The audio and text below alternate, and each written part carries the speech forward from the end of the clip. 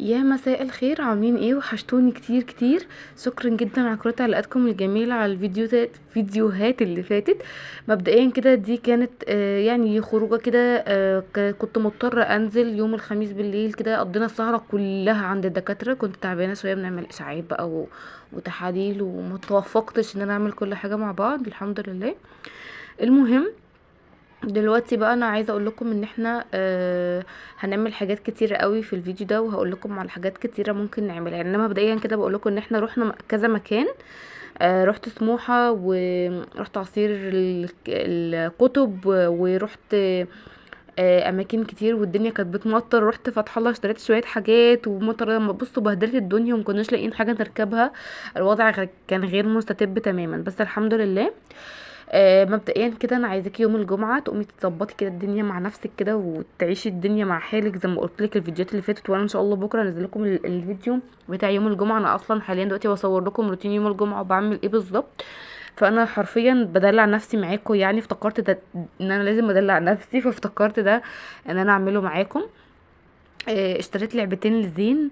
اللعبة دي طبعا ما عادتش في ايده، يعني كسر منها واحدة كده معلقة. وجبت له كمان الكتيب دوت، حلو جدا جدا للأطفال، هو كتاب كده قماش. كنت بدور له عليه من بدري جدا جدا يا جماعة. وبعدين لقيته الحمد لله، جبت له منه. هو كان في كذا حاجة، هو بكتاب ب45 جنيه. بس هو سعره كويس طبعا، لان انا لقيته في اماكن كتير اغلى من كده. كمان بقى جبت شوية لحوم وحاجات زي كده بقى من فتح الله. الاسعار يا جماعة على فكرة في فتح الله بتاع سموحة مختلفة كليا تماما عن الاسعار اللي موجودة في السيوف. على فكرة في اختلاف كبير. يعني الحاجة اللي كنت بشتريها ب13 لقيتها ب17، الحاجات اللي بشتريها ب8 لقيتها ب11. فانا مستغربة من الاسعار. هو مثلا مش عارفة، هو يعني عامل موضوع ان هو كل منطقة مثلا عامل لها اسعار معينة، ولا ده ايه؟ انا مش عارفة. بس طبعا سموحة من المناطق اللي هي شوية تحت بند الراقية، يعني شوية زي كفر عبده، يعني اقل شوية من كفر عبده تقريبا. بس زي ما بقول لكم كده انه يعني الاسعار فيها مختلفة تماما، بجد مختلفة كتير كتير كتير. ودي اكتر حاجة صراحة زعلتني جدا، لاني اتدبسنا واشترينا حاجات كان ممكن نشتريها مثلا ب700 جنيه، فاشتريناها ب900 مثلا. يعني بقول لكم بديكم مثال، يعني في فرق كبير في الاسعار. آم، بس فاشتريت برضو الحاجات اللي هتقعد معايا اخر اسبوع في شهر 11. فدي كانت المشتريات. الزبادي كان عامل 22 جنيه وعليه عرض طبعا. التونة دي كانت عاملة 73 جنيه تقريبا. وكنت جايبة حليب كان عامل 18. جبت كمان عجوة ونشا عشان كنت محتاجاهم جدا. العجوة طبعا انا هنعمل بيها معجنات وحاجات ان شاء الله. الفيديوهات اللي بتاعت الاسبوع الجاي تبقى فيها حاجات افكار كتير حلوة ان شاء الله، زي معجنات بقى وكيك وحاجات زي كده، عشان نخش تحت بند التوفير شويه، لان اخر السنه خلاص وانا عايزه اشطب السنه دي بحاجات كويسه. ازاي بقى؟ ان انا هنعمل مع بعض افكار كتير حلوه ان شاء الله.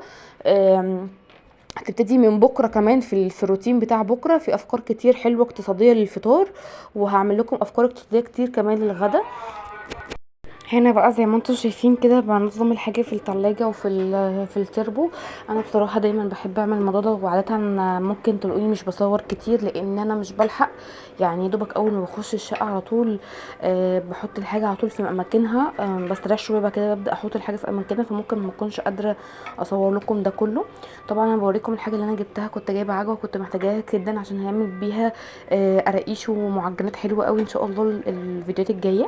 وجبت كمان نسكافيه، ده كان نفسي فيه جدا جدا، نسكافيه بالشوكولاته. ونسكافيه اللي عندي خلص، اللي هو الاكياس. فانا جبت الاتنين دول بالشوكولاته، لان ممكن ما نجيبش تاني اللي هو الاكياس.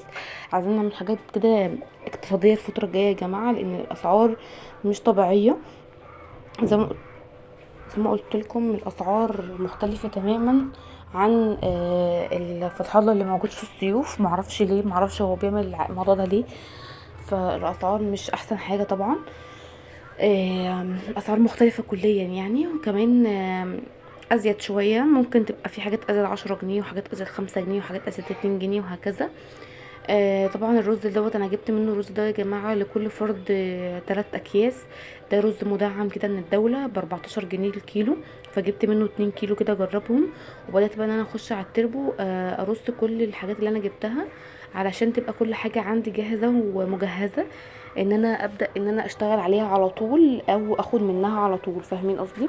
من غير بقى ما تبقى في مشكله في ان انا لسه ما رتبتهمش ولسه ما عملتهمش فالموضوع بيبقى وحش.